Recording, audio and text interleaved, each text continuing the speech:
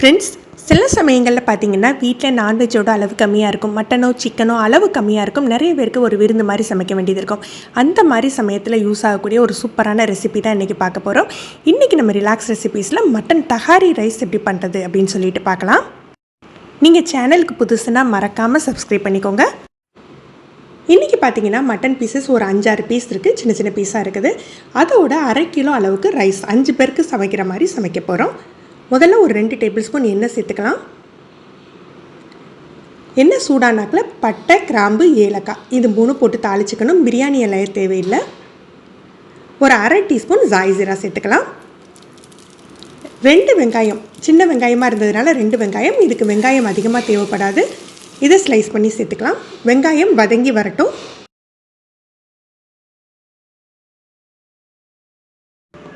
வெங்காயம் இந்த அளவு வதங்கினா போதும். பிரியாணி அளவுக்கு பொன்முறுவலாக வதங்க வேண்டியதில்லை. ஒரு 2 டீஸ்பூன் இஞ்சி பூண்டு பேஸ்ட் சேர்த்துக்கலாம். இஞ்சி பூண்டு பேஸ்ட் வதங்கினாக்கில் 2 தக்காளி, பெரிய சைஸாக இருந்தால் 2 தக்காளி சேர்த்துக்கோங்க. சின்ன சைஸாக இருந்தால் 3 தக்காளி சேர்த்துக்கணும். தக்காளிக்கு தேவையான அளவுக்கு உப்பு சேர்த்துக்கலாம். இதில் ஒரு கைப்பிடி அளவுக்கு மல்லி, புதினா, ஒரு 3 பச்சை மிளகாய் சேர்த்துருக்கேன். இதை நல்லா கலந்து விட்டுட்டு மூடி போட்டு வச்சிடலாம். தக்காளி நல்லா மசிஞ்சு வரட்டும். தக்காளி மசிஞ்சாக்கில் ஒரு 3 டேபிள் ஸ்பூன் அளவுக்கு தயிர் சேர்த்துக்கணும். இதோட காரத்துக்கு தேவையான அளவுக்கு மிளகாய்த்தூள் சேர்த்துக்கலாம். 3 பச்சை மிளகாய் சேர்த்துருக்கேன். நான் இன்றைக்கி காஷ்மீரி சில்லி பவுடர் தான் சேர்க்குறேன்.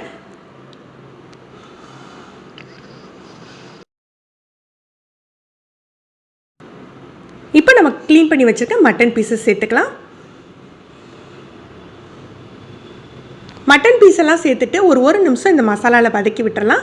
இப்போ மட்டனுக்கு தேவையான அளவுக்கு உப்பு, ஒரு 1/2 டீஸ்பூன் மஞ்சள் பொடி, ஒரு 2 டீஸ்பூன் அளவுக்கு பிரியாணி மசாலா சேர்த்துக்கணும். நான் பிரியாணி மசாலா பார்த்தீங்கன்னா பட்டை, கிராம்பு, ஏலக்காய் 3 சேர்த்து திரிச்சு வச்சுருக்க மசாலா தான் இதை சேர்த்துக்கிறேன். இதெல்லாம் சேர்த்து நல்லா மிக்ஸ் பண்ணிடலாம்.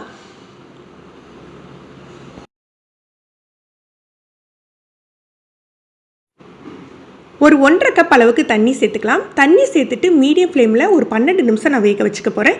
நீங்கள் விசில் வைப்பீங்கன்னா வழக்கமாக எத்தனை விசில் வைப்பீங்களோ அதோட ஒரு விசில் கம்மியாக வச்சுக்கோங்க. ஏன்னா நம்ம தம் போடுவோம் இல்லையா, மட்டன் அதுலேயும் குக் ஆகும்.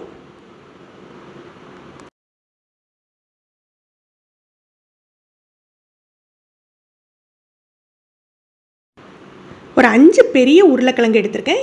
இதை தோலை எடுத்துக்கலாம். தோலை எடுத்துட்டு நல்லா கழுவி தோலை எடுத்துட்டு கொஞ்சம் பெரிய பெரிய சைஸாக கட் பண்ணிக்கணும்.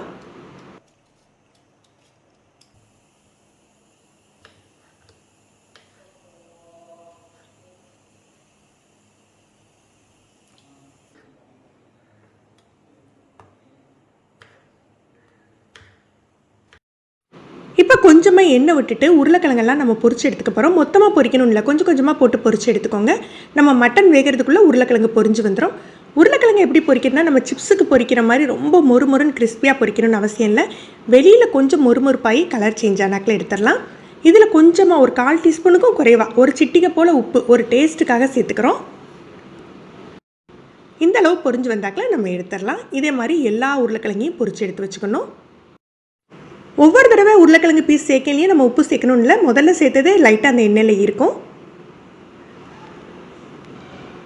மட்டன் நல்லா வெந்துட்டு இப்போ நம்ம ஒரு 1/2 கிலோ அரிசி சொல்லியிருந்தேன் இல்லையா, அது எனக்கு 2.5 கப் அளவுக்கு இருந்தது. இதுக்கு 5 கப் அளவுக்கு 1க்கு 2 அளவு தண்ணி தேவைப்படும்.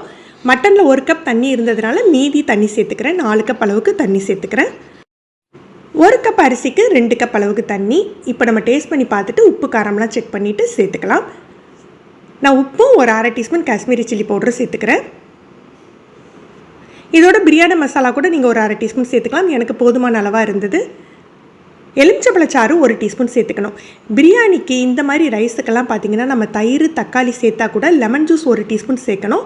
அதுவும் நம்ம அரிசி சேர்க்கறதுக்கு முன்னால் தான் சேர்க்கணும். அப்போ தான் அதோட ஃப்ளேவரும் ஒரு டேஸ்ட்டும் நல்லாயிருக்கும். இப்போ நம்ம ஊற வச்சுருக்க அரிசியை வடிகட்டிட்டு நம்ம சேர்த்துடலாம். சேர்த்து மீடியம் ஃப்ளேம்லேயே வெந்து வரட்டும்.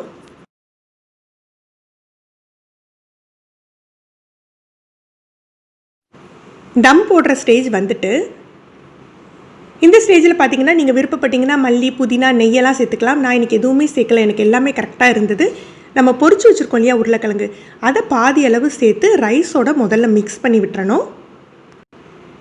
மீதி உருளைக்கிழங்கு மேலே கொஞ்சம் நம்ம போட்டுக்கலாம். உருளைக்கிழங்கு பார்த்திங்கன்னா கம்ப்ளீட்லி நம்மளுடைய விருப்பம் தான். நம்ம வீட்டில் பிள்ளைங்க நிறைய இருக்காங்க, உருளைக்கிழங்கு விரும்பி சாப்பிடுவாங்கன்னா நீங்கள் நிறைய கூட சேர்த்துக்கலாம். இல்லை இந்தளவு தேவையில்லைன்னா நீங்கள் 2 உருளைக்கிழங்கு மட்டும் சேர்த்துக்கோங்க.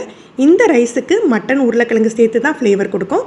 இப்போ இதை மூடிட்டு நல்ல குறைஞ்ச தீயில் ஒரு தோசைக்கல் மேலே 10 நிமிஷம் தம் போட்டு வச்சிடலாம். 10 நிமிஷம் தம் போட்டு அடுப்பு அணைச்சி 10 நிமிஷம் அப்படியே விட்டேன். ஓப்பன் பண்ணையிலேயே அந்த மட்டன் உருளைக்கிழங்கு சேர்த்து, உருளைக்கிழங்கு நம்ம பொரிச்சு போட்டிருக்கோம் இல்லையா, அது ஒரு நல்ல ஒரு வாசம் கொடுக்கும். அரிசியும் நல்ல பொலன்னு வெந்து வந்துட்டுருக்கு. இதுக்கு பார்த்திங்கன்னா சைடிஷே தேவையில்லை, நார்மலான தயிர் பச்சடியே ரொம்ப நல்லாயிருக்கும். நான்லாம் தயிரில் பச்சை மிளகாய் மல்லி இலை சேர்த்துட்டு கொஞ்சம் தண்ணியாக அடித்து வச்சுடுவேன். அதுவே இதுக்கு சூப்பராக இருக்கும். ஃப்ரெண்ட்ஸ், நீங்களும் ட்ரை பண்ணி பாருங்கள். இந்த வீடியோ பிடிச்சிருந்தால் மறக்காமல் லைக் பண்ணி ஷேர் பண்ணுங்கள். தேங்க்யூ.